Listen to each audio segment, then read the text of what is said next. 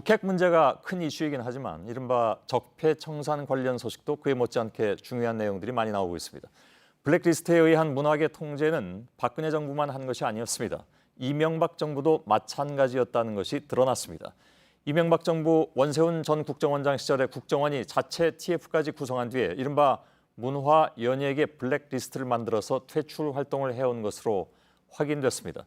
그 숫자만 80여 명이었습니다. 구체적으로 어떤 사람들이었는지는 잠시 후에 자세히 전해드리겠습니다. 이회수, 박찬욱, 봉준호 씨 등 이름만 대면 금방 알 수 있는 사람들이 대부분입니다.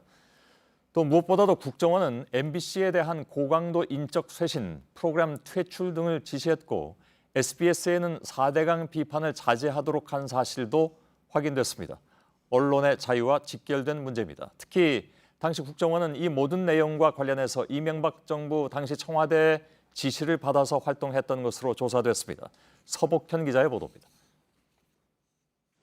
이명박 정부 당시 국정원의 블랙리스트엔 82명의 이름이 담겨 있었습니다. 국정원 적폐청산 태스크포스가 찾아낸 문건에서 명단이 나온 겁니다.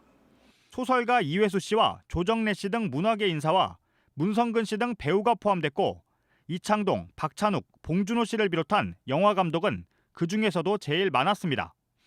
김미화, 김구라, 김재동 씨 등 방송인과 윤도현, 신해철 씨 등 가수도 있었습니다. 대통령에 대한 명예를 실추했다거나 좌성향의 영상물 제작으로 불신감을 주입했다는 것, 또 촛불 시위 참여로 젊은 층을 선동했다는 이유를 달았던 것으로 조사됐습니다. 블랙리스트는 원 전 원장의 지시에 따라 만들어졌고 당시 김주성 기조실장 주도로 국정원 안에 좌파 연예인 대응 태스크포스까지 구성됐습니다. 국정원의 대응 방식은 다양했습니다. 정부 비판 연예인이 MBC와 KBS 등에 나오지 못하도록 퇴출을 유도하는가 하면 해당 연예인이 속한 기획사에 대한 세무조사까지 진행되도록 개입한 것으로 나타났습니다. 특히 지상파의 행사와 프로그램 제작에도 직접 개입한 것으로 드러났습니다.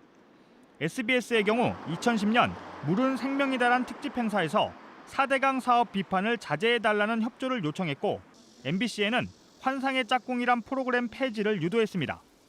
나아가 2010년 3월에는 원 전 원장의 지시로 MBC 정상화 전략 및 추진 방안까지 만들었습니다. 당시 김재철 신임 사장 취임을 계기로 공영방송 잔재 청산과 고강도 인적 쇄신, 편파 프로그램 퇴출에 초점을 맞춰 체질 개선을 추진해야 한다는 내용이 담겼습니다. 이러한 보고를 받은 국정원 개혁발전위원회는 직권 남용 등으로 검찰에 수사 의뢰할 것을 국정원에 권고했습니다. JTBC 서복현입니다.